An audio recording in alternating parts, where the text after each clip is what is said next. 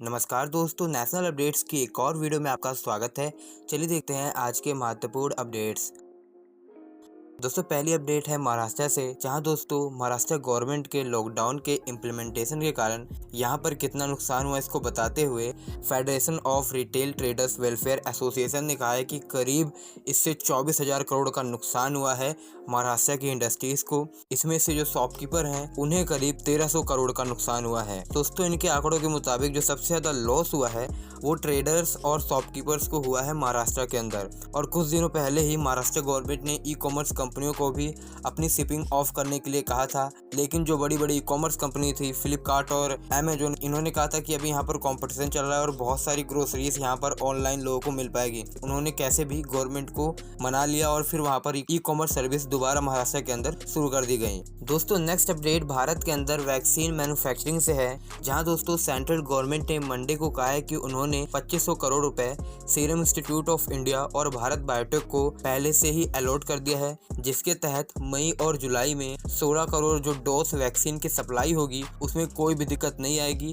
और वह आसानी से सप्लाई हो सकेगी। दोस्तों मई और जून में करीब 11 करोड़ डोज कोविशील्ड की serum institute of India manufacture करेगा, वहीं 6 करोड़ कोवैक्सीन की डोज भारत बायोटेक मैन्युफैक्चर करेगा। क्योंकि दोस्तों सीरम इंस्टीट्यूट ऑफ इंडिया की वैक्सीन मैन्युफैक्चरिंग कैपेसिटी ज़्यादा है तो इसलिए ये ज़्यादा मैन्युफैक्चर करेगा। इसके अलावा दोस्तों सीरम इंस्टीट्यूट ऑफ इंडिया ने ऑफिशियली कहा है कि ये यूनाइटेड किंगडम के अंदर अपनी एक मैन्युफैक्चरिंग फैसिलिटी स्टैब्लिश करने वाले हैं किसी कंपनी के साथ पार्टनरशिप कर और वहाँ पर बहुत सारे लोगों को एम्प्लॉयमेंट मिलेगी, वहाँ पर भी मैन्युफैक्चरिंग सप्लाई होगी। दोस्तों next update steel authority of India से है, जहाँ दोस्तों स्टील अथॉरिटी ऑफ इंडिया इनका मार्केट कैप 50,000 करोड़ क्रॉस हो चुका है तथा इनके मार्केट का टोटल वैल्यूएशन 55,529 करोड़ हो गया है। इसी के साथ ये भारत की 100 मोस्ट वैल्यूएबल इंडियन फर्म में आ चुकी हैं। दोस्तों सेल इंडिया का एक बहुत ही बड़ा स्टील मेकर है, इसके 5 बड़े इंटीग्रेटेड स्टील प्लांट भारत के अंदर स्टैब्लिश है। खासकर जो इसके बड़े प्लांट है वो ईस्टर्न इंडिया के अंदर स्टैब्लिश हैं, जैसे कि बोकारो, भिलाई आदि। इसके अलावा इसके 3 स्पेशल स्टील प्लांट हैं। दोस्तों नेक्स्ट अपडेट ओला से है, जहां दोस्तों ओला के CEO and founder Bhavish Aggarwal ji ने तमिलनाडु में बन रहे ओला के सबसे बड़े इलेक्ट्रिक 2 व्हीलर मेगा फैसिलिटी की यहाँ पर दोस्तों उन्होंने कंस्ट्रक्शन से संबंधित कई सारे फोटोज को शेयर किया। इसके अलावा इन्होंने कहा कि यहाँ पर जो कार्य है वो बहुत ही तेजी से चल रहा है, इसके बारे में अवगत कराया। दोस्तों ये प्लांट तमिलनाडु के कृष्णागिरी डिस्ट्रिक्ट में बनाया जा रहा है और यहाँ पर ओला 2400 करोड़ का इन्वेस्टमेंट करेगा। वहीं दोस्तों इसके अलावा एक और बड़ी अपडेट है ओला में कि यहाँ पर वायन बर्गेस इन्होंने Bentley, Arnage, Aston Martin, DB9, Jaguar XF समेत कई सारे फेमस कार के मॉडल्स का डिज़ाइन दिया है। दोस्तों ये ओला इलेक्ट्रिक के नए डिज़ाइनर हेड हैं। अब देखने वाली बात है कि ओला को इससे क्या फ़ायदा होगा, ओला के अंदर कैसे मॉडल आएंगे। दोस्तों ओला भारत के अंदर 2 व्हीलर के साथ साथ यहाँ पर 4 व्हीलर के मार्केट में भी आना चाहता है। उसने पहले ही बता दिया है कि हम 2 व्हीलर की मैन्युफैक्चरिंग के बाद 4 व्हीलर पर फोकस करेंगे तथा बाइक सेगमेंट पर भी फोकस करेंगे और इस क्षेत्र में एक अच्छा मार्केट बनाएंगे भारत के अंदर और बाद में इसका एक्सपोर्ट भी करेंगे। दोस्तों नेक्स्ट अपडेट क्रूड ऑयल के इंपोर्ट से है, जहां दोस्तों भारत में टोटल क्रूड ऑयल का इंपोर्ट ओपेक देशों से करीब 72% होता है। और आपको बता दें कि भारत ओपेक देशों पर अपनी निर्भरता कम करना चाहता है।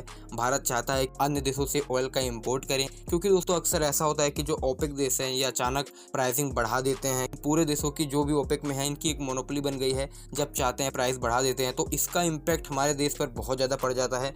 यहाँ पर पेट्रोल के प्राइस, डीजल के प्राइस बहुत ज़्यादा हाइक हो जाते हैं, तो इसलिए सरकार इन पर निर्भरता कम करना चाहती है। तो इसके तहत बहुत सारे कदम लाए गए हैं। पिछले साल ही बहुत सारी पॉलिसीज लाई गई थी। यहाँ पर दोस्तों इंडस्ट्री एंड ट्रेड के अकॉर्डिंग करीब 2021 में भारत ने 3.97 million barrel per day crude oil import किया था। और इसमें से दोस्तों जो ओपेक देश हैं यहाँ से पहले जो इंपोर्ट था वो काफ़ी हद तक ज़्यादा था, वो करीब 2 दशक से सबसे कम है, यानी कि 20 सालों से सबसे ज़्यादा कम इंपोर्ट भारत ने इस टाइम में किया है। दोस्तों मैंने आपको बताया था कि भारत सरकार का अभी क्या प्लान है। भारत सरकार जो मिडिल ईस्ट है यहाँ से इंपोर्ट को कम करना चाहता है और इसके लिए वो अन्य देशों की तलाश कर रहा है जहाँ पर ऑयल बहुत ज़्यादा होता है और भारत को एक्सपोर्ट भी करता है। और ऐसे देश जिससे भारत क्रूड ऑयल इंपोर्ट नहीं करता था उनसे भी करेगा। तो भारत ने पूरी प्रॉपर पॉलिसीज पर बनाई है और धीरे धीरे भारत अन्य देशों से भी इंपोर्ट कर रहा है। मिडिल ईस्ट के बजाय भारत ने पिछले साल अमेरिका और कनाडा यहाँ से ज़्यादा क्रूड ऑयल इंपोर्ट किया था, तो इस दिशा में ये बहुत ही अच्छा कदम है। दोस्तों नेक्स्ट अपडेट IPL 2021 से है, जहाँ दोस्तों IPL होने के दौरान 4 खिलाड़ी कोरोना पॉजिटिव पाए गए और इसके बाद ही जो है IPL